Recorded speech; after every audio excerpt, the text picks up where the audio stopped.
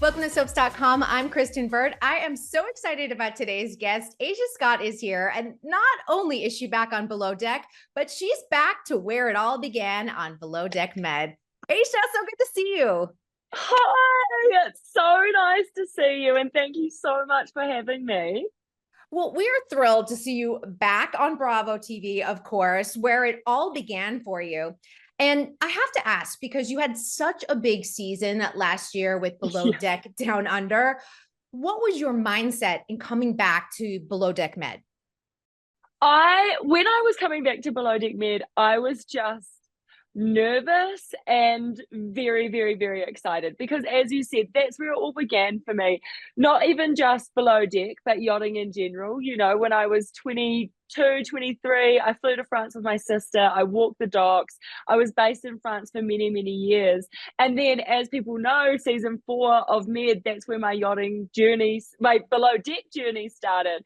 And so I think it was a really special situation where I got to come on, I got to kind of get my footing a little bit as a second stew. And then I went away and I kind of flourished into this woman and this chief stew.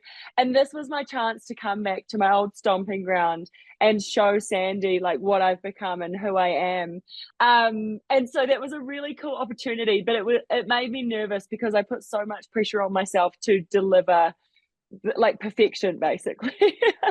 Well, you know what's so great about you, Aesha, is that you still have that spirit that you came on with in the very first season. And that's what made everybody fall in love with you because you're unfiltered. And we appreciate that. Thank you. Thank you. I love that people appreciate it. I think it's so important.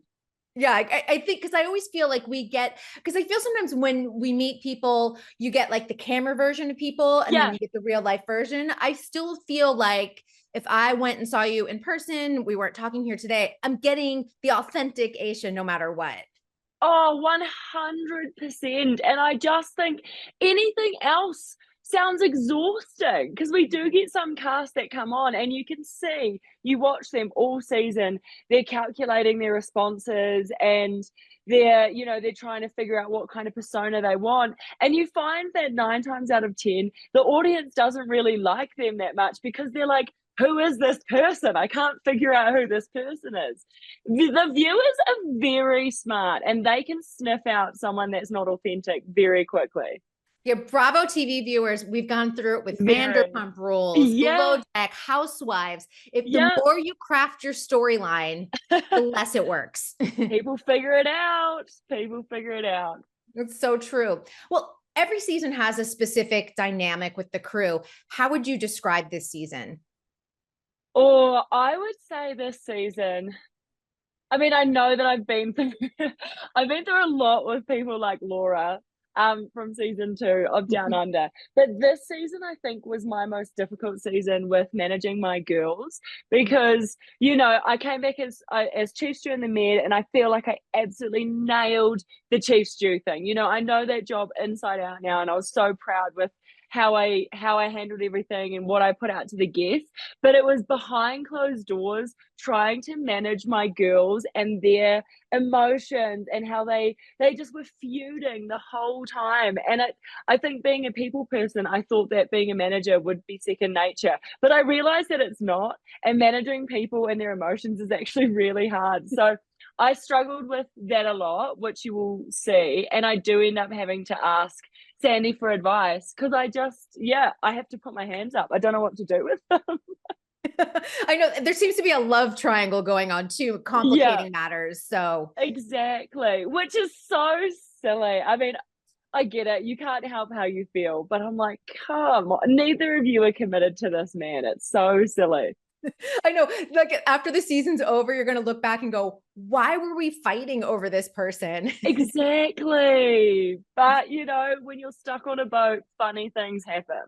There's a reason they called it the love boat back in the day, I know. Well, look at me and Jack. Like when I first started on season 4, I remember looking at Jack and being like, Oh, never in a million years. Because I remember he told some story about how he got fired from a job because it was raining and he couldn't be bothered getting up, so he just didn't go. And I remember thinking that that was so unattractive. And then, but and it was, I was like, oh, so that's what this guy's work ethic is like. Like that's pretty gross. But over time, stuck on a boat, you start to see a 3 as a 10. And then you get off and you're like, what the hell was I doing? You're like, what was going through my mind at the time? Was I that Yeah, bored? yeah, exactly. So who's the most chaotic? Is it the guests? Is it the crew? Is it Captain Sandy? Honestly, it's my girl.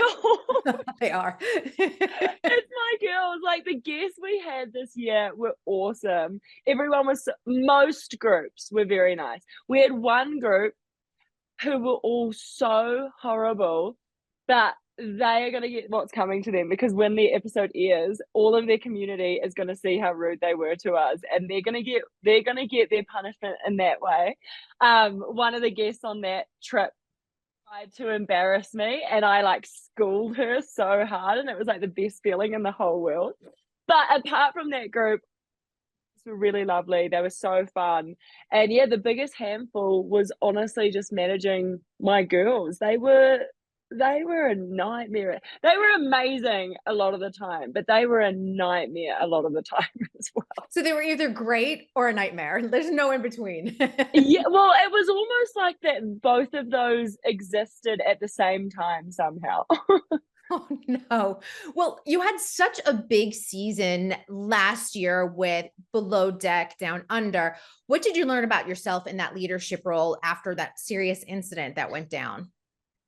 I think I mean, I've always kind of had faith in myself and my morals and how I look out for my friends and things. But I think that that was just a really cool reminder of how much how much like kindness I do have when I'm leading my crew, and how like I just am always trying to look out for people and see things from their perspectives. And I guess it just keeps that faith going in yourself and how you're going to react in all these different situations. And I think my favorite part about that season was the public response, because there was just so many conversations started about consent and what is okay and what isn't okay. And I was like, man, if this got aired like 20 years ago, it wouldn't even be a big deal. And I love how far we've come as a society, and all of us are like, this actually isn't okay.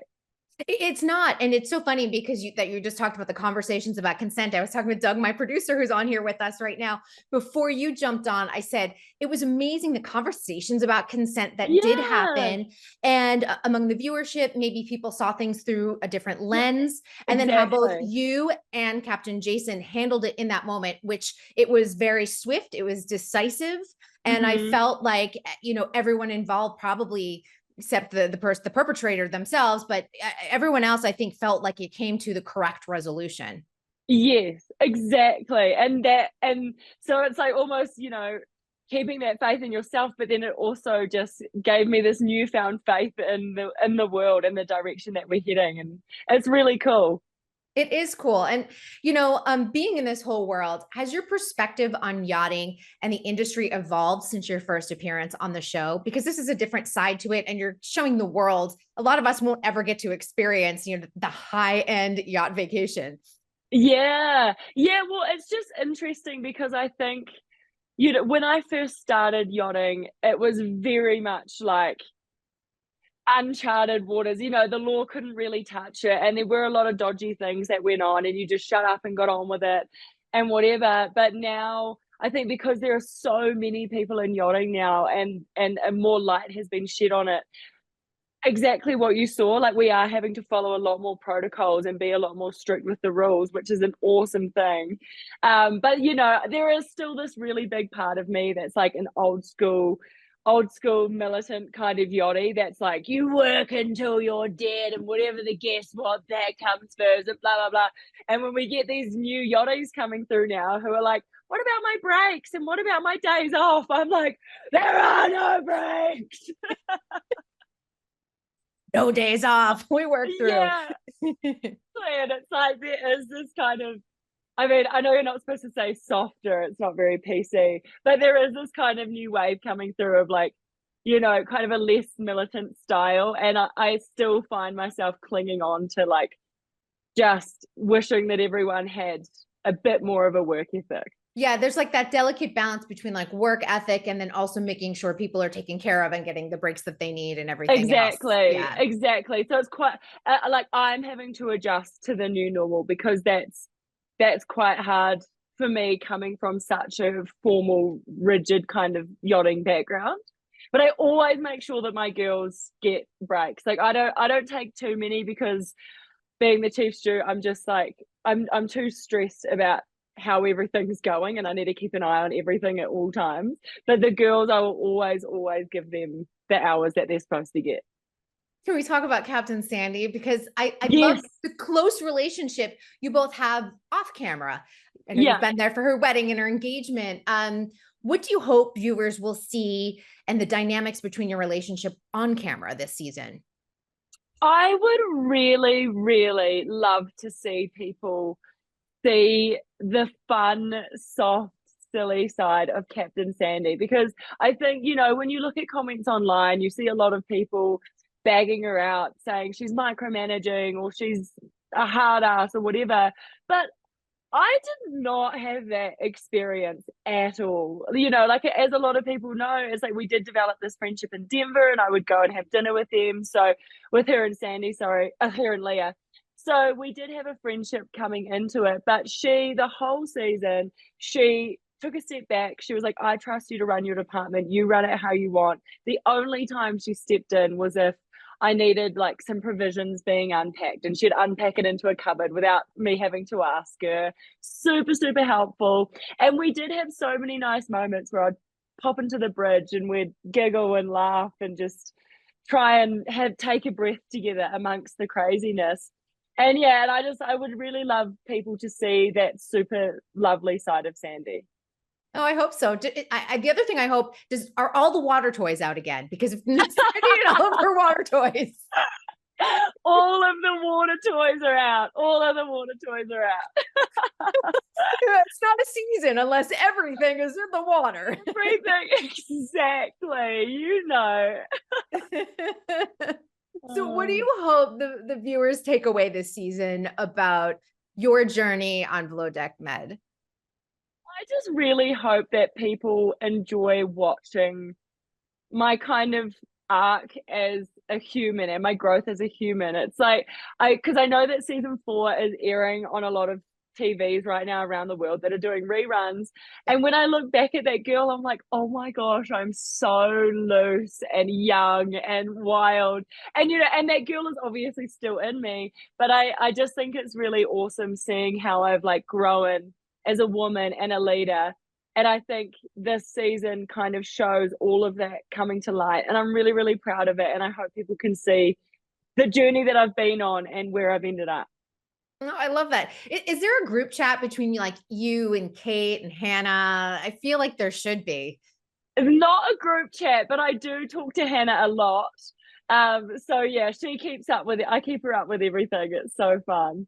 Oh, that's good. Well, I have to know too, because Hannah's on her next chapter, Kate's on her next chapter. Yeah. You just got engaged. Congratulations. Thank you. That's beautiful. So exciting. Are you thinking about your next chapter after the wedding? Does that still involve yachting? There's so many things probably to consider. Absolutely. So first of all, we want to do a long engagement. We don't want to get married until like a year and a half away, like not this New Zealand summer, but next New Zealand summer. We've got kind of a global tribe because we've traveled for so long. And so we just want to give people a lot of opportunity to save and take time off work and all of that. So the wedding won't be for about a year and a half. And we have talked about it and we said that after we get married, we would like to start trying for babies and doing the whole family thing. But I just love doing Below Deck so much that I think like I do want to do Below Deck for as many years as I can before I go insane from it. Right. So I think we'll get married and then I think once I feel like I've not time for me to be on Below Deck anymore, which I hope will be not for a long, long time, then I will call it, and then we'll hopefully start having babies. And I really, but you know, it won't be the end of TV for me, because my goals and my dreams is after Below Deck. I really want to shift into hosting.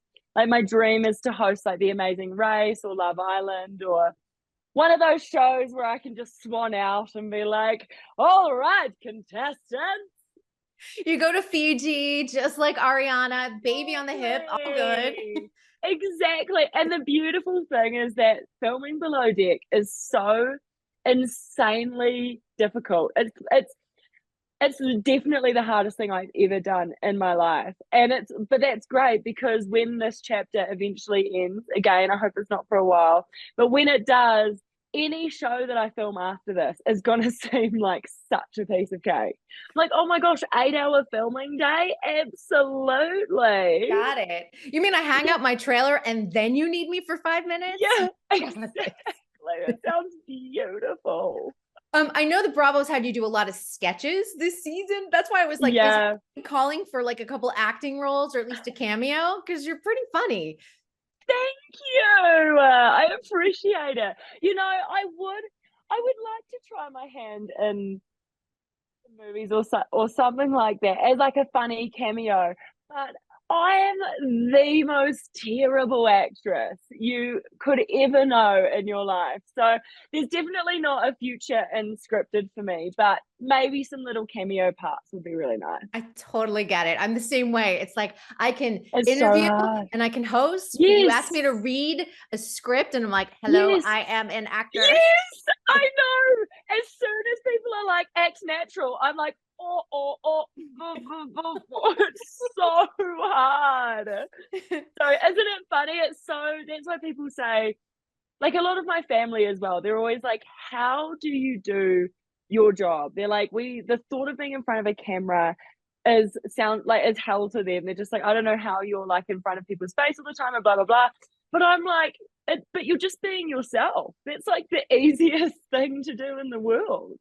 Well, and that's, kind of draws us back to the beginning of our conversation where we were talking about authenticity. You can authentically be yourself, but sometimes being a character, completely uncomfortable. And I oh my God, it's that. So hard. It's so hard. So I really take my hat off to actors and actresses out there that can nail that, because I don't know how you do it. Yeah, I mean, I'm same way. But or Traders. Are you interested in Traders?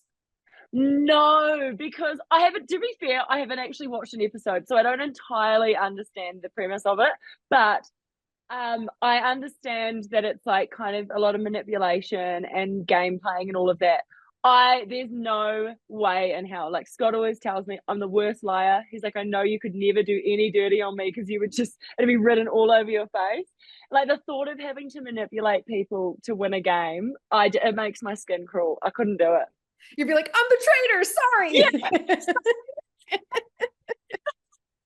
No, that just stresses me out so much. But what's another? I mean, as I said, I want to host The Amazing Race, but my dream is to be on The Amazing Race, because I love to travel. I'm very competitive. So those types of shows I'd love to be involved in. All right, we'll just throw that out to the universe and hopefully. Yeah, if anyone's listening, that'd be awesome. Who's your partner? Is it going to be your fiance for Amazing Race? Oh, fiance. That sounds so exciting. Yeah, it'll be my fiance. He's really brave. My fiance. It makes me think of Cars and that truck. And he's like, this is my fiance. She only likes me for my body. Do you know what I'm talking about or no? Southern accent on top of it. I love a Southern accent. I could listen to them all day. So good. We love your accent too, though. So I'm sure you do it all the time. Thank you. Well, Aesha, it was so great talking with you. Congratulations on another season of Below Deck Med, and everyone watch her on Bravo TV. Thank you so much. It was awesome talking to you. You bet. I'll see you later. Yes, all the water toys, all of them. Yes, all of them.